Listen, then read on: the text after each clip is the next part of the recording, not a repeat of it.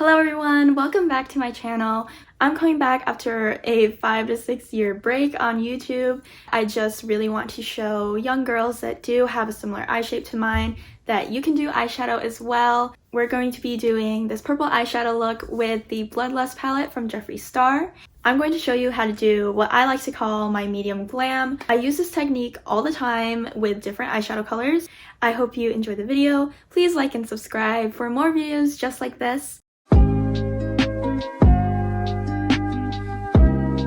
So today we are doing a little bit more of a, what I like to call it, medium glam. So I'm not doing the full glam with full face, no foundation today, but I still want to look a little bit more extra, a little bit more presentable. This is typically what I do on a daily basis on campus when I'm in college. It really leaves more room to play with eyeshadow, which is my favorite part of doing makeup personally. So yeah. First of all, we're going in with primer, and I'm going to be using the Milk HydroGrip primer. This is my favorite primer. Because it's such a tacky base, it helps keep the product on your face. So I personally focus it more on the T-zone area. I like doing my eyebrows when it's just my bare skin first so that I get it exactly how I want it. And I kind of notice that when I'm filming videos, I'm a little bit more to the side because I notice how asymmetrical my face is, and that's not cute. I do not need a TikTok filter to show me that. I'm using the L'Oreal Brow Stylist Definer in Dark Brunette because that's my natural hair color. I pluck it every now and then, every other day, or just throughout the week.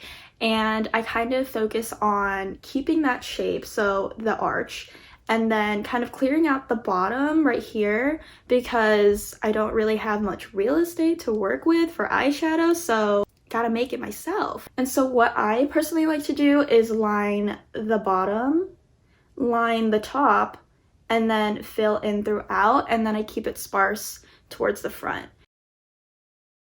So you keep your mirror pretty close to yourself, kind of focusing on the one eyebrow, and then once you're done with like both eyes or both eyebrows, I like to place the mirror a little farther away, and then after that I do like to carve the bottom of my eyebrows. It just really cleans it up and it really makes a difference. So I'm gonna go in with my Maybelline Master Conceal Camouflage Concealer in medium, and then I'm going in with my Sonia Kashuk number 110 brush, and it's basically a flat brush. And then I kind of place the product a little below where I actually want it at first because I don't want to put like a ton of product right up to the brow and then have to kind of dab it off. And then I do like to disperse it upwards and then really shape it from there. And then I do drag it down to help blend it. What I like to do is drag the excess towards like the middle because it is typically one of my problem areas, but also it's just to make sure that it is blended throughout, and then towards the edges as well. What's next is we're going to do the eyeshadow. So we are using the same concealer because we can, and we're going to use that as eye primer. And then we're going to go in with the NYX HD Finishing Powder in Banana, and we are going to use kind of like a flat mini kabuki brush is what I like to call it, but it's one end of this Lancome brush, this dual-ended brush. Look back, look down, and place it throughout the lid. So yeah, I've been MIA for about 5 to 6 years on YouTube. I took down the videos because I was A, embarrassed, and B, it had copyrighted music in it. Ever since then, you know, I've just been living life, living large, living like Larry. Now that we have our base set, we are going to go in with the Jeffree Star Bloodlust palette, which is the last palette I bought before Life as We Knew It ended. We're going to go in with Vivid Mood with my Morphe M504 brush. I personally always start off with a very fluffy, big brush to really diffuse out as much of the crease color as possible, the transition shade, as some people may call it. And I think it covers a lot with such a flat surface with a monolid or hooded eye. I do start off on the outer corner, bring it upwards and into the inner crease as well. And I also make sure that my hand is towards like the middle end of the brush, because you do want to start off with light sweeping motions. The way that I look at the mirror when I do eyeshadow is really important as well. So first, I like to tilt my head a little back, and then I kind of look down towards the mirror so that the fold isn't as visible. It's kind of flattened out, so you see all of the real estate you're working with, basically. And then sometimes I do like to raise my eyebrows as well to make sure that it is that like more flat surface. And then after that, to know that I placed it where I wanted it to be, I tilt my head a little downward and then look straight at the mirror to see what other people see when they look at me. So, of course, within the time span that I've been gone, I graduated high school. I am in college currently. I'm about to be a junior. And yeah, life is a joke. That's what I've learned so far. But life goes on. So I do like to diffuse it as high as possible because I do want people to actually see what's on my eyes, and I don't want it hidden when I look straight at someone. And I do like to wing it out a bit. And then I'm gonna go in with my Real Techniques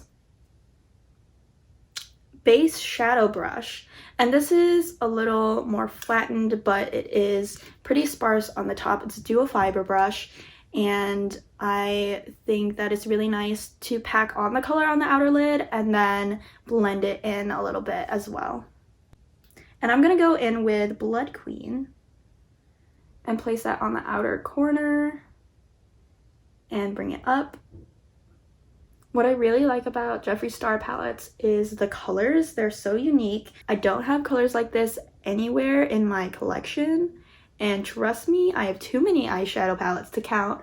The reason why I got into eyeshadow and why I love it so much is when I initially started makeup in like around middle school, I did the cat eye with liquid eyeliner every day. And first of all, it was like never sharp. It was never really that good. And then throughout the day, because my eyes are so hooded and because I do have more of that monolid, it transferred to the top of my lid. And then I'd have to wipe it off throughout the day, and that kind of stunk. So I decided to do some colorful eyeshadow. And so that's where my love for eyeshadow began.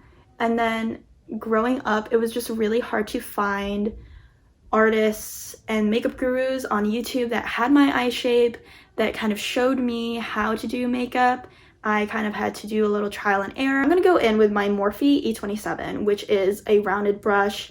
It is flat, pretty flat on the top, and so I'm gonna dip into Vivid, Mood, and Blood Queen together to marry the two colors on my eyelid where they are blended at the edges, and then really focus in on the shape that I do want my eyeshadow to take up. I'm going into the Morphe M504 just to polish up what we've blended. But yeah, I think that it's really important to have good blending brushes, because what you have in your toolbox really dictates how your eyeshadow is going to look like, honestly. You're gonna go in with Pink Magic, which is more of like the glittery one, very duochrome. I really love it. It does kind of stain my eyelids, which is what I learned, but you know what? I'm okay with that, you know, because who else is going to see me this next month or so? I like to go in with lid shades, typically lighter than my outer corner, with my pinky. I like to focus it more on the base and then pat it throughout, going up and then going to the side towards the outer corner that we just did. And I'm gonna go in with more Blood Queen on my Real Techniques base shadow brush to redefine the outer corner. Just pat it out throughout. And then I'm going to go in with the Morphe E27 again with a little bit of Vivid Mood and Blood Queen and kind of focus it in on more of the crease area to make sure that there isn't a disconnect with the shimmery eyeshadow. So we are going to go back in with, guess what, the same concealer. And we are going to focus it in on more of the problem areas and our lower lash line. And yeah, so typically I place it on my chin. And then if I have any problem areas there, I have a pimple right here. And then the corners of my mouth. And then around my nose. As well as pat it lightly over the cheeks. And then if I do have any blemishes, like right here. I do get really red in the cheeks if I get really hot or I'm embarrassed or just anything. So it always looks like I have a ton of blush on. So I really like to tone it down. And then of course under the eye as well. Well, I personally don't like to focus in a lot on the skin when it isn't really that uneven to start with. And because I've been tanning on my back porch, I do want to make sure that I lighten up the forehead a little bit more. I quickly go into the same Lancome brush, the same end that we use for the upper lid, with the same NYX banana powder and dab that under the eye. And then I go in with the L'Oreal TruMatch SuperBlendable powder in W4 with the other end of the Lancome brush, which is kind of like a large version of one of the blending brushes that we use. So it's flattened out, but it's still nice and rounded and fluffy throughout the top. I do have more of a combo skin, so I do make sure to target the T-zone. So today we're going to be using the Anastasia Beverly Hills Glowkit in Sundipped, and we're going to use the summer shade because it's summer now. I do bring it up a little bit, and then I do like to go a little bit on the brow bone as well. And then to look a little bit more extra, I like to go in with my Smashbox and Vlada collaboration Petal Metal Highlighter in Prismatic Petal. So literally any like pink shimmery highlighter. And so I'm just using this as a blush topper. I'm gonna go in with my Wet n Wild. There's no name on it, but it looks like this. It's angled, it's fluffy, it's flattened. And then we're gonna finish up the eyebrows. So I'd like to brush through it or fill it in a little bit more. And then I like to finish it off with the L'Oreal Brow Stylist Boost and Set, which is just any brow gel. It's also in dark brunette as well.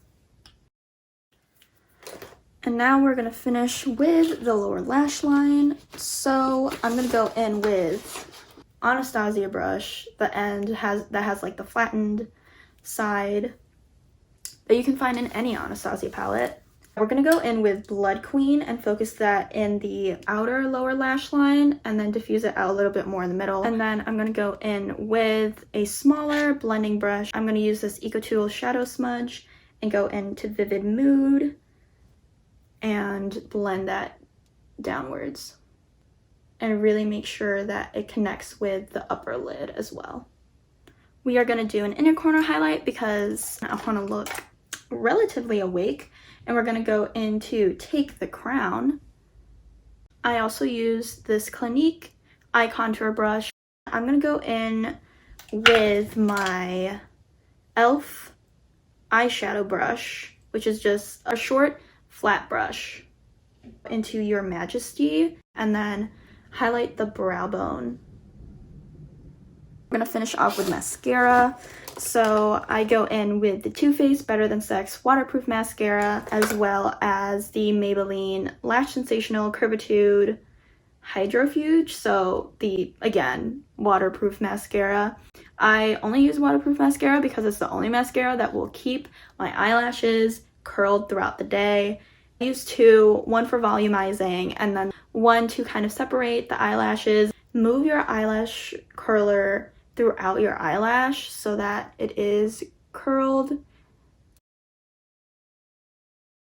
We're gonna finish off with Fenty Beauty's Gloss Bomb in Fussy. We're going to set it with Morphe Continuous Setting Spray.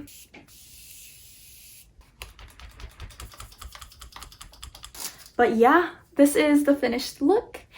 And I hope you guys enjoyed it. I hope that you learned something new today. You know, it doesn't matter what kind of eye shape you have. You can always work with what you got. Thank you for watching. I hope you enjoyed the video. I'll see you in the next video.